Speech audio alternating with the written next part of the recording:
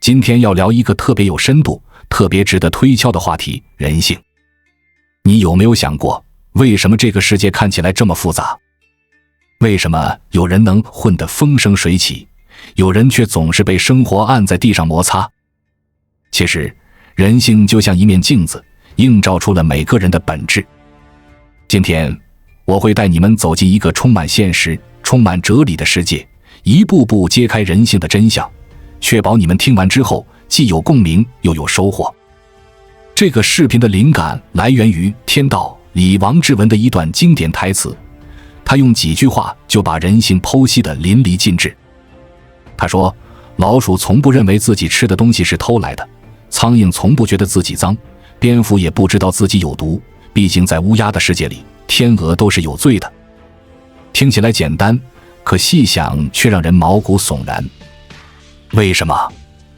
因为他点出了一个真相，每个生物，甚至每个人都活在自己的逻辑里，根本意识不到自己的问题。就像今天要聊的主题，在这个社会上，人和人之间的博弈到底是怎么回事？接下来我会从20个角度带你们彻底看透人性，准备好了吗？开始吧。1. 人性本质，弱肉强食无处不在。先从最基础的说起，你有没有发现，不管是动物世界还是人类社会，都有一个铁打的规律：弱肉强食。丛林里，狮子吃羚羊，大鱼吃小鱼，谁强谁就活得滋润。人类社会呢？别看人们穿上了西装，打上了领带，表面上文明得很，可骨子里还不是一样吗？强的吃弱的，大的欺小的，这规则从来没变过。王志文说，这个世界就2种人，狼和羊。你要么是狼，能一口咬住别人的命脉，要么是羊，只能等着被别人啃得渣都不剩。狼活着是为了优雅地吃掉羊，而羊呢？唯一的出路就是让自己变成狼。可现实是什么样的？仔细瞧瞧，现在的狼未必是真狼，羊也未必是真羊。为什么？因为狼都学会了伪装，披上羊皮，装得人畜无害，而羊呢，也不想被人看扁，硬着头皮装成狼，这就是所谓的装大尾巴狼。我有个朋友，刚入职场时特别老实，觉得自己踏实干活就能出头，结果呢，同事抢功劳，领导视而不见，最后他连个晋升的机会都捞不着。后来他学聪明了，开始学会包装自己，话说得漂亮一点，做事带点狼性，结果不到半年，领导开始对他刮目相看。这说明什么？社会这地方，光靠善良和老实是不够的，你得有点手段，得让人觉得你不好惹。再举个例子，你去菜市场买菜，摊贩要是凶神恶煞地喊买不买，不买走人，你可能扭头就走。可如果他笑眯眯地说，小兄弟，这菜新鲜得很，便宜卖你了，你是不是就愿意掏钱了？这就是人性，强硬的态度让人退缩，聪明的伪装却能让人心甘情愿。所以必须记住，弱肉强食从来不是什么新鲜事儿，它无处不在。你想活得好，就得让自己强起来，别指望别人可怜你，因为人性这东西从来不讲同情，只讲实力。2. 成功之后，缺点也能变优点。接下来聊点更有意思的。你有没有发现，只要一个人成功了，他的缺点好像都不叫缺点了。比如说，一个胖子如果是个穷光蛋，大家可能会笑他肥得像头猪。可如果他是个身价过亿的老板呢？大家就会说，哎呀，这叫圆润，有福气。再比如，一个矮个子如果混得不好，别人会说他矮矬穷。可如果他成了大 V 或者企业家，大家又会夸浓缩就是精华。这说明什么？这个世界对成功的包容度特别高，只要你有钱有势，丑也能变成耐看，黑也能变成质感，什么毛病都能圆得过去。你看那些明星站在聚光灯下，哪怕长得一般，只要事业火了，粉丝照样夸有气质有个性。所以，成功是最好的化妆品，能把你的所有瑕疵都修得漂漂亮亮的。我在网上刷到过一个段子，说一个土豪去相亲，女方嫌他长得不好看，结果他一掏出车钥匙，法拉利，女方立马改口，其实你长得挺有男人味的。这虽然是个笑话，但多真实啊！成功就像个滤镜，能让别人自动忽略你的不足，甚至把你的缺点当成优点来吹捧。我有个朋友长得其貌不扬，身高也就1.6米出头，年轻时没少被人嘲笑。可他后来开了个小公司，生意做得风生水起，现在每次聚会，大家都说他有魅力、有气场。同样的一个人，境遇一变，别人看你的眼光就完全不一样了。所以，别太在意自己的短板，努力让自己成功，那些所谓的缺点，自然会变成你的标签，甚至是你的资本。你看马云长得不好看吧？可谁敢说他没魅力？成功就是这么神奇。3. 为什么有些人总被骗？再来说说感情的事儿，尤其是女人为什么老被男人骗？我有个朋友，他谈了好几次恋爱，每次都觉得自己遇到了真爱，结果呢，每次都被骗得人财两空。后来他跟我说，我就是想要一个对我好、懂我、有上进心又浪漫的男人，可为什么每次遇到的都是渣男？我听了之后就问他，你想要的这些可能吗？答案很残酷，很多女人之所以反复被骗，就是因为她们的要求太高，高到只有骗子才敢拍胸脯说我能行。正常人呢，要么没那精力，要么没那心思，压根儿满足不了那些浪漫到不切实际的幻想。骗子就不一样了，他们擅长画大饼，嘴巴甜得像抹了蜜，3言2语就把人哄得晕头转向。比如我认识一个女孩，她前男友是个高富帅，见面就送花请吃饭，还承诺以后要带她环游世界。她感动得不行，结果交往半年发现这家伙根本没工作，花的钱全是借来的，最后还卷走她几万块跑了。这事儿听起来夸张，但现实里一点不少见。为什么？因为人性喜欢听好听的，哪怕明知道可能是假的，也愿意信。我有个哥们儿正好相反，他老是芭蕉，对女朋友掏心掏肺，可女朋友嫌他不够浪漫，最后还是跟一个会说话的花花公子跑了。这让我感慨，感情里太老实有时候真不行。你得学会点套路，不是让你骗人，而是得懂点人性的需求。比如偶尔制造点惊喜，说几句甜言蜜语，别光顾着埋头苦干。所以找对象别光听他说的多好看，看看他做的多实在。骗子能给你画个天花乱坠的梦，但现实里能陪你踏实过日子的人才是真金。4. 话说得漂亮比什么都重要。接下来聊聊说话的艺术。王志文那句是不一定要干得漂亮，但话一定要说得漂亮，真是说到我心坎里了。你有没有遇到过这样的情况？去饭店吃饭，老板笑眯眯地喊一句，师傅，给这位兄弟多加点肉。你听了心里是不是美滋滋的，觉得这老板真会做人，下次还想来？可实际上呢，厨房里压根没多加肉，老板也就是嘴上说说，可你还是觉得爽。为什么？因为好话谁不爱听啊？这就叫好马好在腿，好人好在嘴。在我们进一步探索之前，我们有一个激动人心的消息要告诉大家，我们已经开通会员功能了。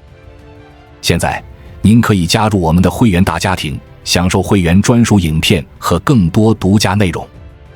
别忘了关注才知道，并点击小铃铛，我们将继续揭示更多关于金钱的真相，助你迅速实现财务自由。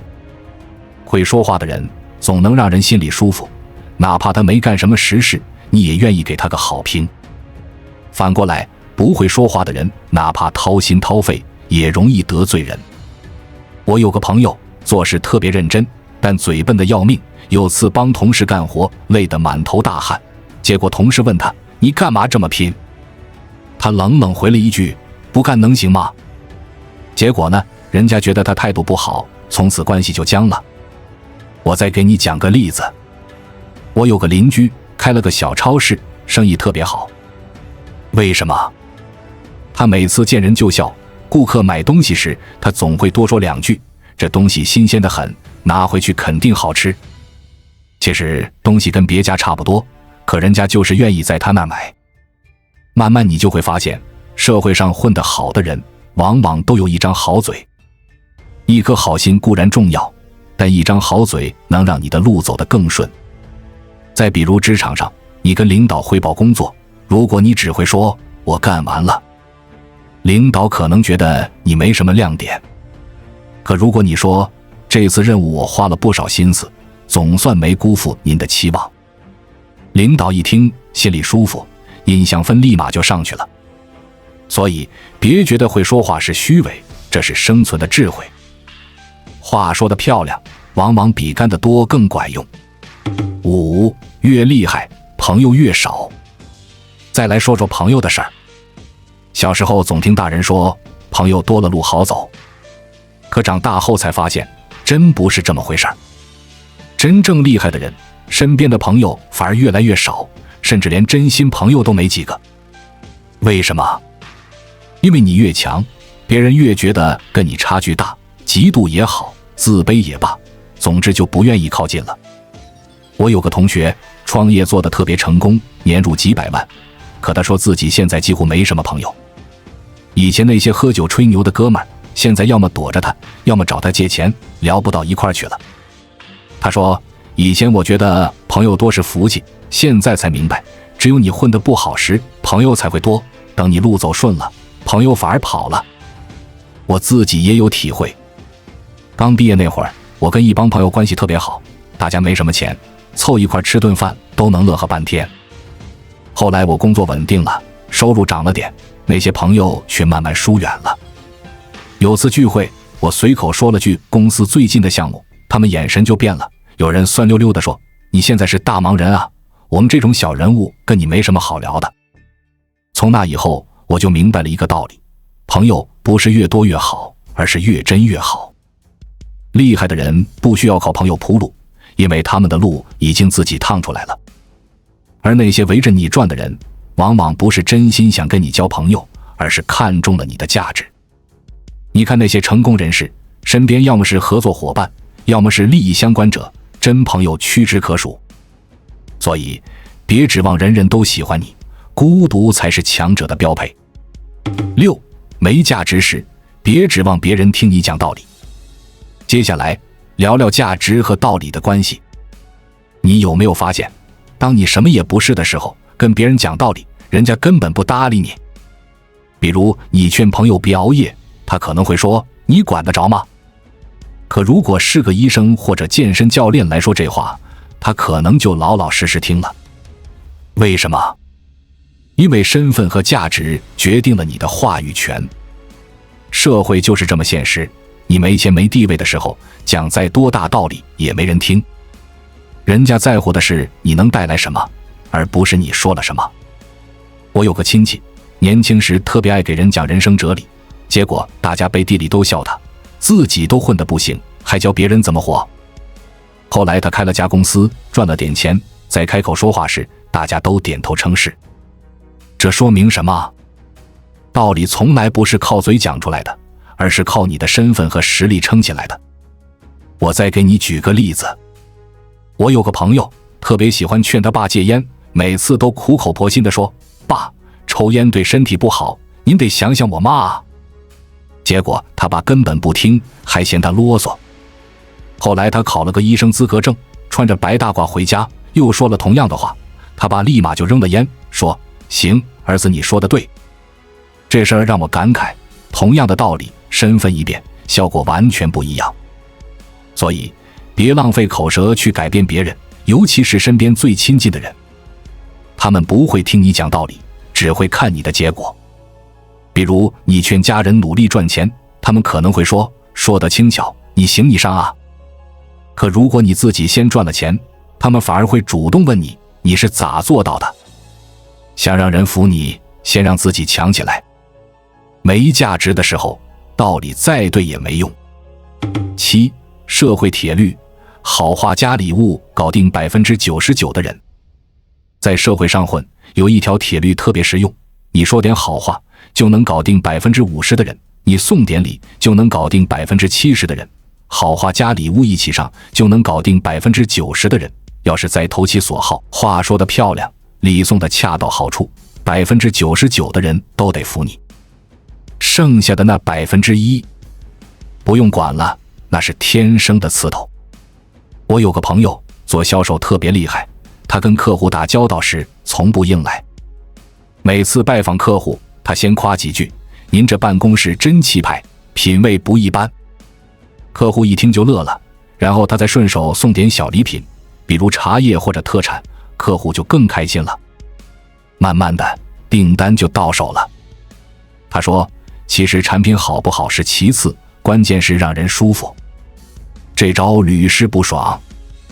你看那些混得好的老板，哪个不是会说会送？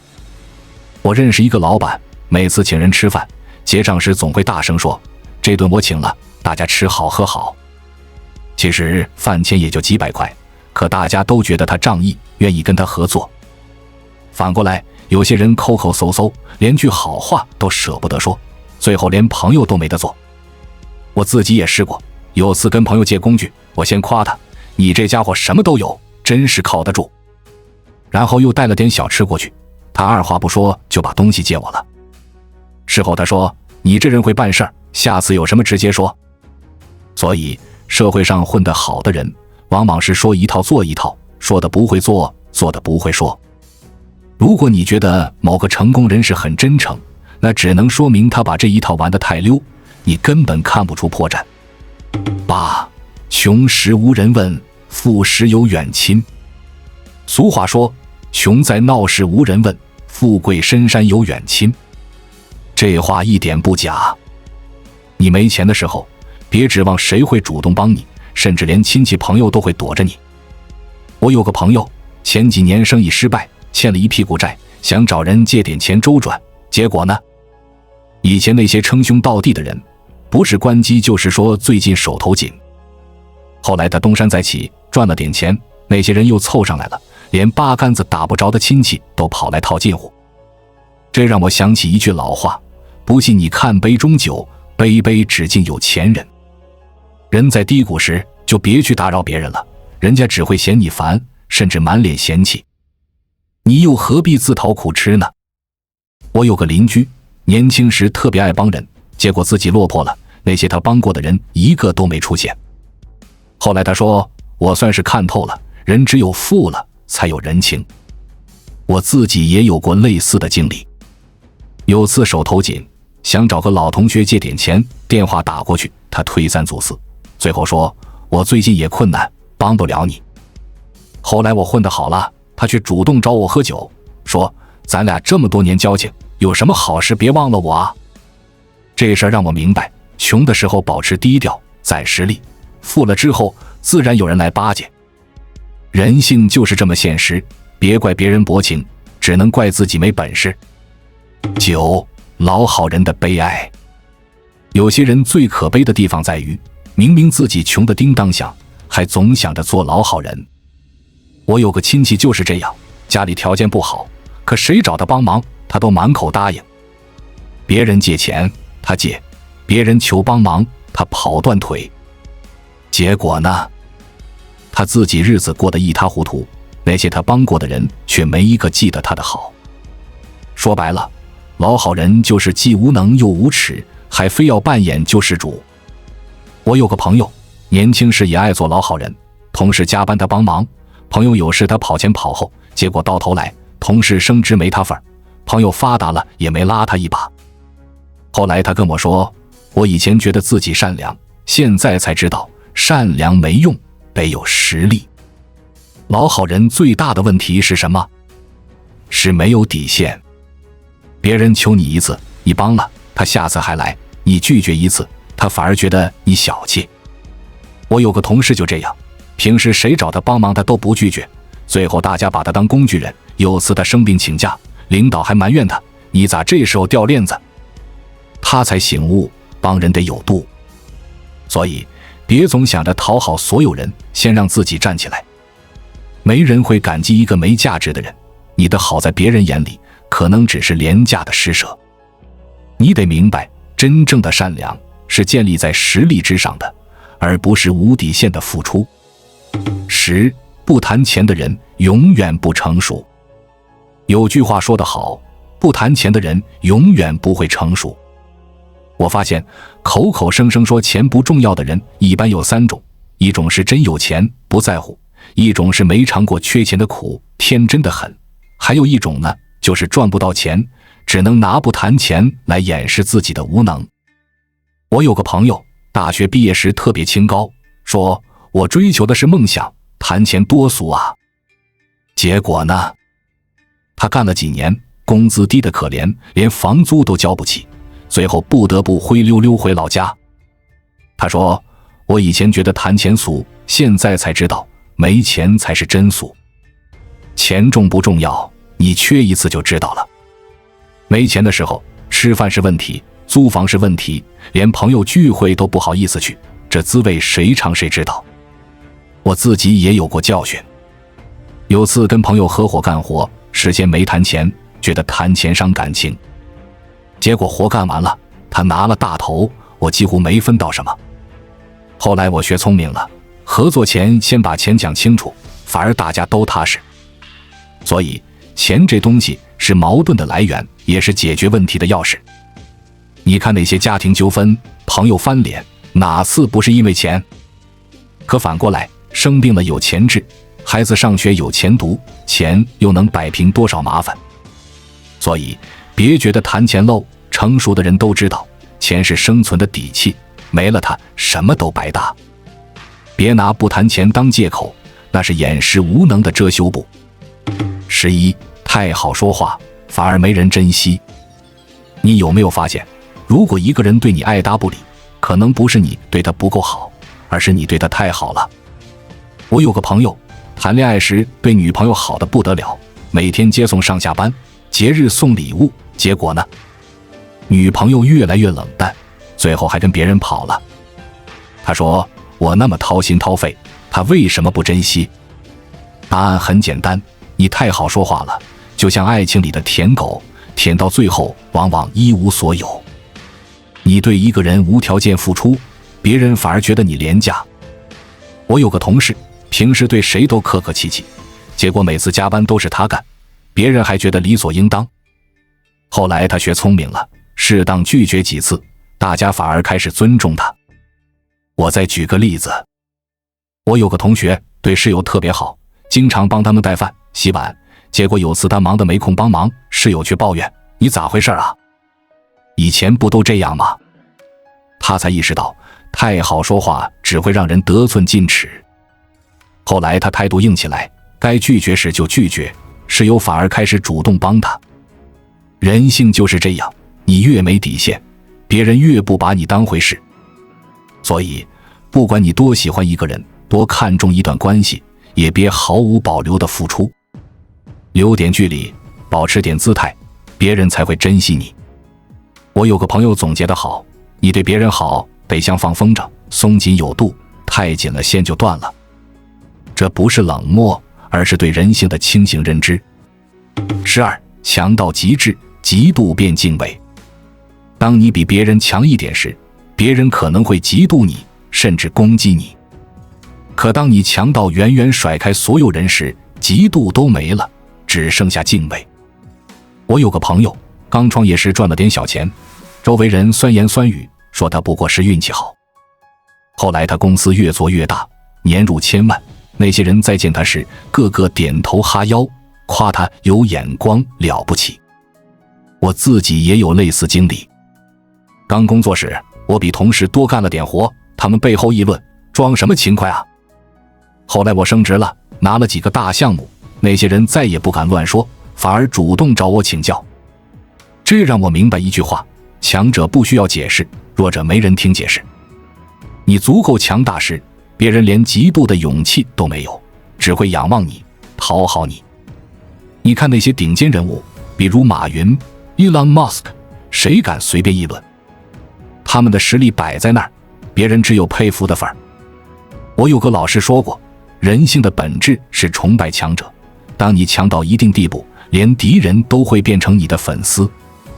所以别跟小人计较，努力让自己强起来，强到让所有人闭嘴。那些酸你的人，最终只会仰着头看你。13. 资源靠抢，别等分配。社会资源永远是有限的，好东西从来不是等人分的，而是靠抢的。我有个朋友，刚进公司时特别老实，觉得努力干活就有回报，结果呢，项目奖金、晋升机会全被别人抢走了。后来他学聪明了，主动争取，领导一有任务，他就第一个站出来，慢慢的，机会就都归他了。我自己也有过教训。有次公司分派项目，我不好意思开口，结果被同事抢了先。后来我主动找领导毛遂自荐，拿下一个大单，从此没人敢小看我。这说明什么？弱者坐等分配，强者主动出击。你看那些成功的人，哪个不是把利益放第一位？道德和感情固然重要，但生存面前，利益才是核心。我认识一个老板，开店时看中一个好位置，他没等房东主动联系，直接上门谈，硬是比别人多掏了点钱把地方拿下。现在店里生意火爆，他说好东西不抢就没了。所以别掺杂太多感情因素，想拿什么就去抢，别指望别人施舍。资源是有限的，谁手快谁赢。14. 美好人生是挣扎出来的。有人说美好人生是享受当下，我不这么看。美好人生往往是一个人不断蜕变、痛苦挣扎的结果。我有个朋友，从小家境不好，大学靠贷款读完，毕业后拼命工作，现在终于买了房。他说，哪有什么天生的好日子，都是咬牙熬出来的。我自己也有体会。刚毕业时，我工资低得可怜，每天加班到深夜，有时候累得想放弃。可我咬牙坚持，学技能，攒经验，后来才有了点小成就。人生就像剥洋葱，每剥一层都疼，可不剥你就永远是原来的样子。我有个前辈说得好，美好生活不是天上掉下来的，是你自己一刀刀砍出来的。所以别信什么活在当下的鸡汤，真正的美好是你一次次扒掉自己的皮，逼自己变得更好。你看那些成功的人，哪个不是从苦水里抛出来的？美好人生不是等来的，是抢来的，拼来的。15. 强者得尊重，弱者被轻视。只有强者才能赢得尊重。我有个朋友，性格特别温和，谁都不得罪，结果呢，别人有事就找他帮忙，他一拒绝就被人说的小气。后来他硬气起来，遇到不合理的事直接对回去，反而没人敢惹他了。我自己也有过类似经历。刚工作时，我怕得罪人，谁找我帮忙我都答应，结果别人把我当软柿子。有次我直接拒绝了一个不合理的请求，那人愣了，从此再也没敢随便使唤我。这说明什么？一味忍让，在别人眼里只是廉价的嗜好。出手狠一点，别人才会怕你、敬你。你看历史上的强者，从来都是被簇拥的。项羽够狠吧？手下个个服他。反过来，刘邦早期忍气吞声时，谁都敢踩他一脚。所以遇事要忍，但出手要狠。强者总是被簇拥，弱者只能被踩踏，千百年来都是这样。16. 好为人师，招人烦。有些人特别爱教别人做事，觉得自己在显摆智慧。其实这是一种炫耀，潜意识里告诉别人我比你强。我有个同事就这样，动不动就给人讲大道理，结果大家表面点头，背地里都烦他。我自己也犯过这毛病。有次跟朋友聊天，我忍不住指点他怎么工作，结果他冷冷地说，你管好自己吧。我才意识到没人喜欢被教育。后来我改了，别人没问时，我绝不多嘴，关系反而更好了。所以别总想着当老师，别人没求你时，你的指点只会让人反感。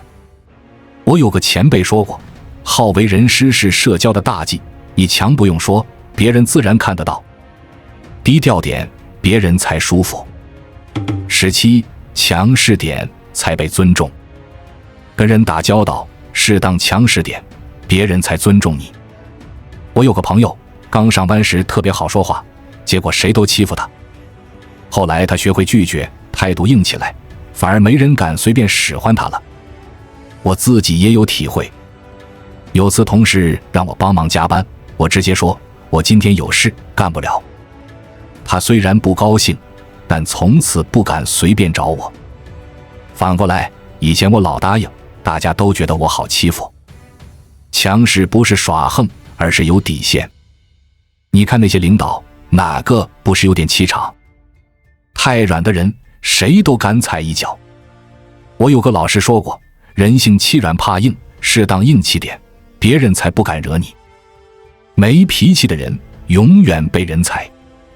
18，凶狠点，世界才温柔。